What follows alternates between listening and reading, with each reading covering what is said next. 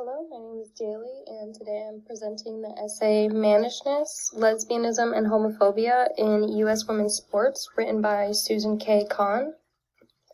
The learning objectives are to note the persistence of concerns about female sexuality, whether heterosexual or homosexual, throughout the history of women's sports, and what impact did stereotypes have on women's sports, and was the impact a stereotype, or did lesbians in fact form a significant presence in sports?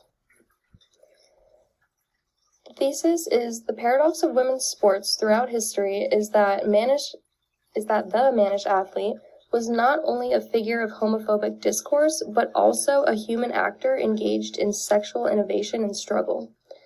Effectively silenced, their image was conveyed to the dominant culture primarily as a negative stereotype in which the mannish lesbian athlete represented the unfeminine other, the line beyond which normal women must not cross. The evidence used in this essay is a Literary Digest issue from 1934, talking about women's sports, many sports articles from the 1910s and 30s written by sports journalists, interviews of women who played sports at the time, a statistical survey of former women athletes from Amateur Athlete, policies of athletic leagues like the All-American Girls Baseball League, numerous scholarly essays on the subject of women in sports. As evidence in the text, we see that Literary Digest author Fred Whitner wrote an article on women in sports in 1934 stating, "An inevitable consequence of girls trained in physical education today may find it more difficult to attract the most worthy father for their children." So again, we see in this time period that women are being regarded as wives and mothers and not much else. As soon as girls want to start playing sports, they are already saying that they're not going to be able to find a father for their children. Critics range from physicians and physical educators to sports writers, male athletic officials, and casual observers. In their view, strenuous athletic pursuits endangered women and threatened the stability of society. And worse yet, the excitement of sport would cause women to lose sexual control, unleashing non-productive, erotic desires identified with male sexuality and unrespectable women. These fears collapse into an all-encompassing concept of mannishness.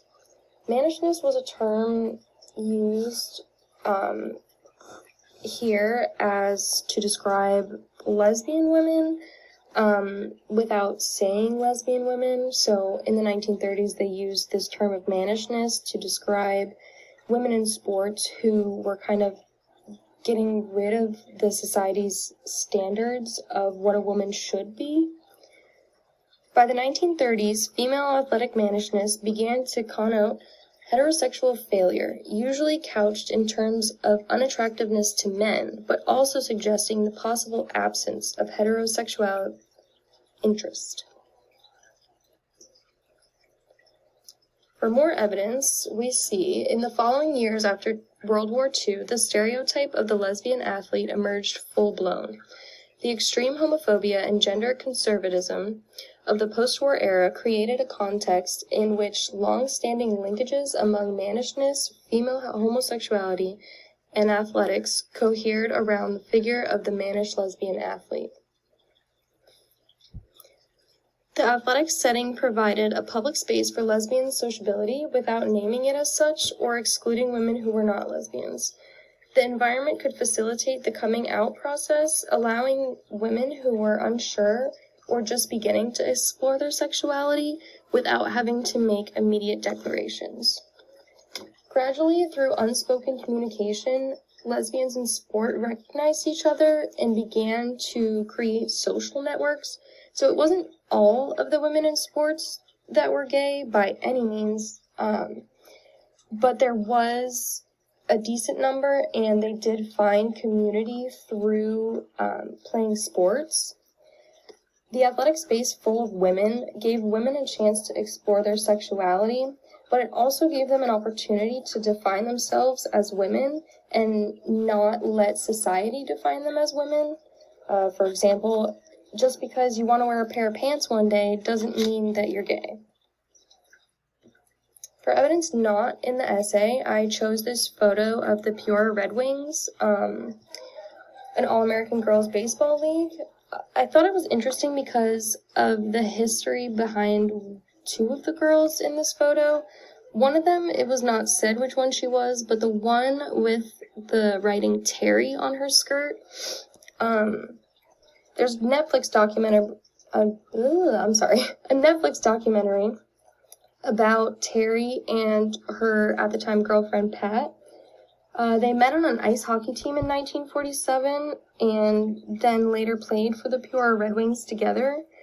They were a lesbian couple that was kept in secret. They weren't able to come out to their families until they were in their 80s. In their 80s. They were able to finally come out and get married in 2015, before one of them passed away.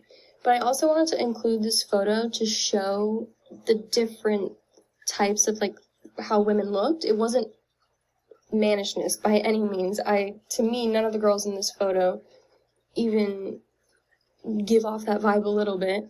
But also just to show you how there were different types of women in sports, and it wasn't just all lesbians or all mannish-looking women. It was just women who wanted to play sports.